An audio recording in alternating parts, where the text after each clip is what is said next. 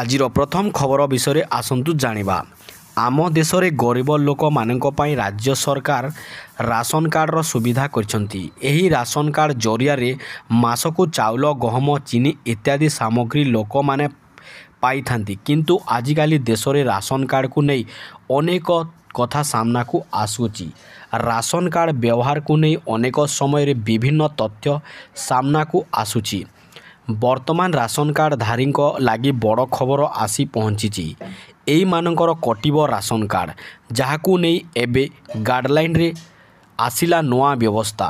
Ration କାର୍ଡ଼ଧାରୀ ଧ୍ୟାନ ଦିଅନ୍ତୁ କି ଆପଣଙ୍କୁ ମିଳିନପାରେ ସରକାରୀ ରାସନ, କିନ୍ତୁ ସମସ୍ତଙ୍କର ରାସନ କାର୍ଡ଼ କଟିଯିବ ବୋଲି ଏଠାରେ କୁହାଯାଇ ନାହିଁ। କିନ୍ତୁ ଅଧିକାଂଶ ହିତାଧିକାରୀଙ୍କ କଟିଯିବ ରାସନ କାର୍ଡ଼।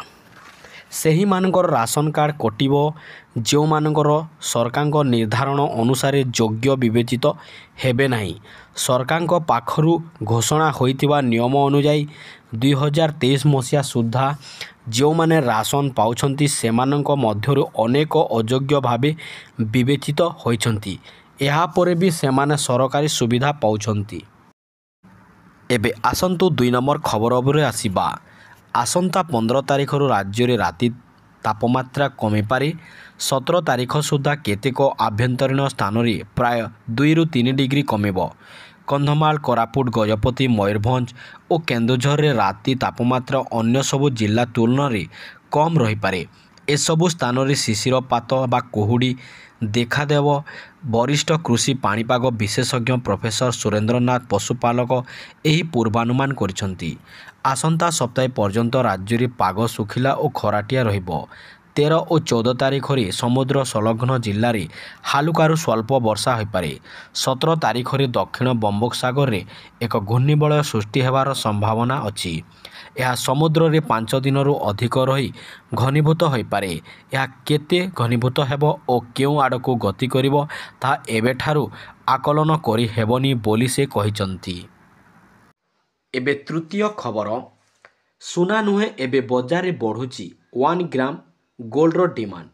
ବିବାହ ଏବଂ ପର୍ବପର୍ବାଣୀ ପୂର୍ବରୁ ସୁନା ବଜାରରେ ଏକ ବଡ଼ ହ୍ରାସ ଦେଖାଯାଇଛି। ସୁନା ଏବଂ ରୂପା ମୂଲ୍ୟଗତ କିଛି ଦିନ ମଧ୍ୟରେ ସର୍ବୋଚ୍ଚ ସ୍ତରରେ ପହଞ୍ଚିଛି। ଖାଲି ଏତିକି ନୁହେଁ, ସୁନା କିଣିବା ଏବେ ଲୋକଙ୍କ ଚିନ୍ତା ବଢ଼ାଇ ଦେଇଛି। କାରଣ ପ୍ରତିଦିନର ବର୍ଦ୍ଧିତ ଦର ଲୋକଙ୍କ ଚିନ୍ତା ବଢ଼ାଇ ଦେଇଛି। କାରଣ ଏହି ଦର ଏବେ ଆକାଶ ଛୁଆଁ ହୋଇଯାଇଛି। ସାଧାରଣ ମଧ୍ୟବିତ୍ତ ଗୋଟିଏ ଲୋକ ସୁନା ପିନ୍ଧିବା ପାଇଁ ଏତେ ସହଜ ନୁହେଁ। ସୁନା ଅଲଙ୍କାର କିଣିବା ପୂର୍ବରୁ ଆପଣଙ୍କୁ ଭଲ ଭାବରେ ଚିନ୍ତା କରିବାକୁ ପଡ଼ିବ। କାରଣ ସୁନାରେ ନିବେଶ କରିବା ଆଉ ସମସ୍ତଙ୍କ ପାଇଁ ସହଜ କାମ ନୁହେଁ। ଏବେ ଆସନ୍ତୁ ଚତୁର୍ଥ ଖବରଟି ଜାଣିବା। ପ୍ରଧାନମନ୍ତ୍ରୀ ନରେନ୍ଦ୍ର ମୋଦି କୃଷକମାନଙ୍କ ପାଇଁ ଆଣିଲେ ବଡ଼ ଖବର। ଆଜି କୃଷି କ୍ଷେତ୍ରରେ 2ଟି ପ୍ରମୁଖ ଯୋଜନା ଆରମ୍ଭ କରିବେ, ଯେଉଁଥିରେ 35,400 କୋଟି ଟଙ୍କା ବ୍ୟୟ ବରାଦ ସହିତ ପ୍ରଧାନମନ୍ତ୍ରୀ ଧନଧାନ୍ୟ କୃଷି ଯୋଜନା ସାମିଲ ରହିଛି। ପ୍ରଧାନମନ୍ତ୍ରୀଙ୍କ କାର୍ଯ୍ୟାଳୟ ଏକ ବିବୃତ୍ତିରେ କହିଛି ଯେ ସେ ଭାରତୀୟ କୃଷି ଗବେଷଣା ପ୍ରତିଷ୍ଠାନରେ ଏକ ସ୍ୱତନ୍ତ୍ର କାର୍ଯ୍ୟକ୍ରମରେ ଅଂଶଗ୍ରହଣ କରିବେ ଏବଂ କୃଷକମାନଙ୍କ ସହିତ ଆଲୋଚନା କରିବେ। ଏହି କାର୍ଯ୍ୟକ୍ରମ କୃଷକ କଲ୍ୟାଣ, କୃଷି ସ୍ୱାବଲମ୍ବନ ଏବଂ ଗ୍ରାମୀଣ ଭିତ୍ତିଭୂମିକୁ ସୁଦୃଢ଼ କରିବା ପ୍ରତି ତାଙ୍କର ନିରନ୍ତର ପ୍ରତିବଦ୍ଧତାକୁ ପ୍ରତିଫଳିତ କରେ। ପ୍ରଧାନମନ୍ତ୍ରୀ ଧନଧାନ୍ୟ କୃଷି ଯୋଜନାରେ 24,000 କୋଟି ଟଙ୍କା ବ୍ୟୟ ବରାଦ କରାଯାଇଛି।